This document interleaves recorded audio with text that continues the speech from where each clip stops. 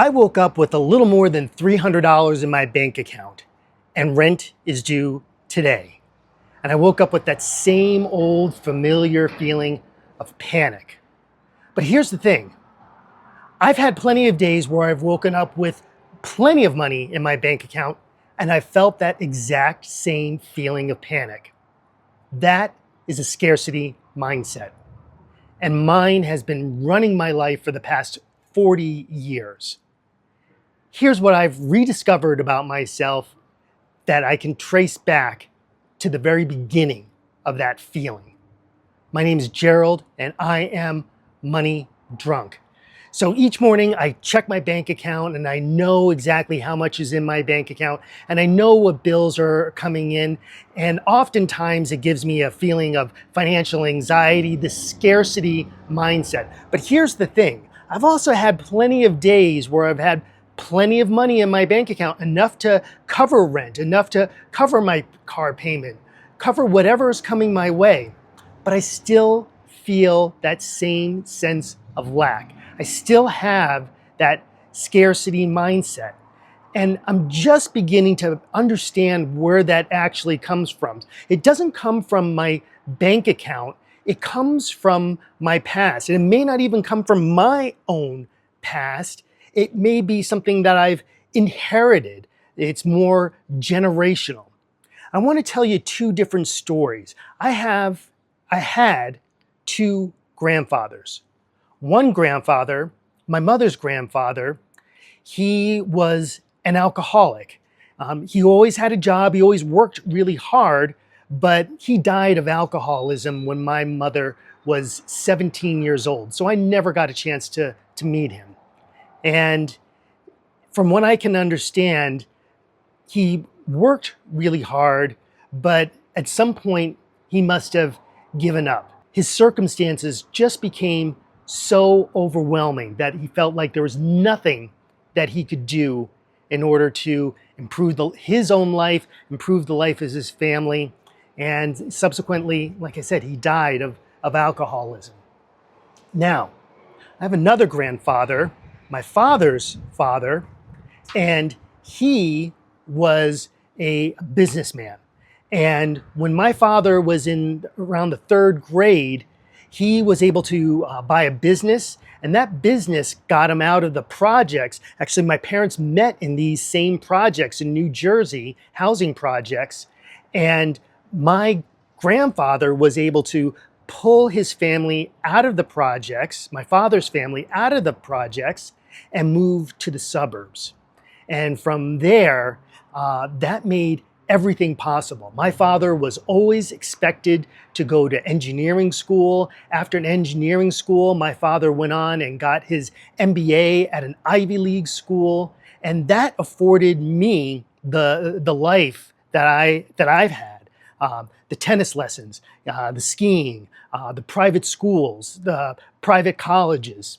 All that was afforded to me because of my grandfather having the courage to change his circumstances. Instead of being at the affect of his circumstances, be able to control his circumstances, somehow purchase that business, and change the trajectory of his family. I don't know exactly what was the difference between the two, what drove one man to be a victim of his circumstances and caused an alcoholic death, and another grandfather who went on and had a very successful and prosperous life, at least as far as money was concerned. I'm not sure what exactly that difference is, but what I do know is that I have a choice. I have a choice between which one I get to inherit. Do I inherit the alcoholic grandfather who was a victim of his circumstances, a victim of his life? Or do I inherit the prosperous grandfather, the one who was able to buy that business somehow? Again, well, not again, but a black man in the 1940s who was able to purchase a business, bring his family out of the projects in New Jersey, the housing projects in New Jersey. So by no means was this a small feat by anyone's standards. But that's what he was able to do.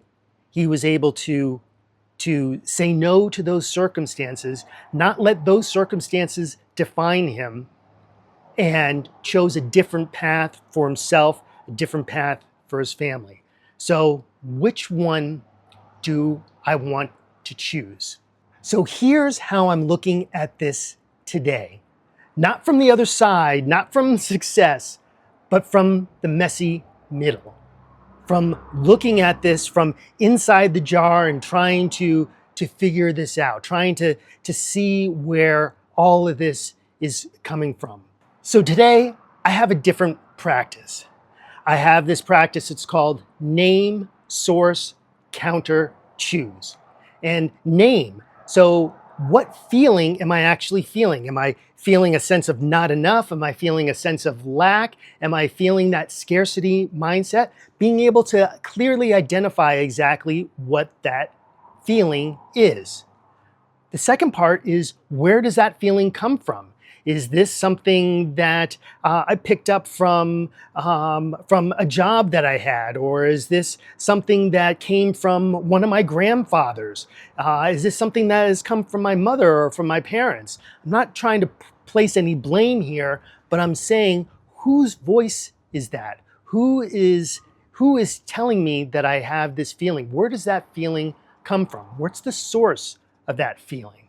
And then what's the opposite of that feeling? What is maybe a different way of being able to say that? So instead of feeling that I am not enough, maybe a different way of looking at this is saying there is abundance all around me, or that, hey, I have a roof over my head today. Let's get real. Let's get concrete here. I have a roof over my head today. I have my car is in the garage. I have a son who loves me. I have friends all around me. I have a community that I am a part of, where I belong. All those things can be said are truths about me, not only today, but they're truths about me right now. So that's the counter to that feeling of not enough. And now, instead of having only one choice, now I have several different choices. Do I believe in the one grandfather who was the alcoholic and died of alcoholism? Or do I believe in the other grandfather who pulled his family out of the housing projects in New Jersey? Which one do I want to choose? God is everything, God is nothing. Which one do I want to choose? That's all that this practice is. And I can do this as many times during the day that I want. So instead of reacting from fear, making choices, making important choices, or even small choices out of fear, I can make these choices from a place of power. I can make these choices from a place of love. So instead of focusing on all the things that I don't have, that scarcity mindset, I can focus on all the things that I do have. And I can respond more powerfully from that position. And that makes all the difference in the world. So from there, I can take that next right action. I can take that next step. I can make better choices in terms of the jobs that I'm looking for. I can make better choices in terms of what searches I'm creating for myself. I can be able to see more opportunity in front of me instead of just being maniacally focused on what's not there. I can see that I have so many more choices. And that is a true sense of abundance. That is a true sense of possibility. And that, for me, is a whole different mindset, a whole different perspective that I can take on. So if any of this meant anything to you, if you got anything from this video, go ahead and hit the like button. And if you saw yourself in any of these stories, if you've ever felt like you were a victim of your circumstances, or that you just did not seem to have any control over what's happening in your life, your life is happening to you, then go ahead and hit the subscribe button, because on this channel we talk so much more about scarcity mindset. We talk about financial insecurity. We talk about financial anxiety, all these different money psychology terms and ideas that can be running in the background of your life and be totally unaware of it, running in your subconscious.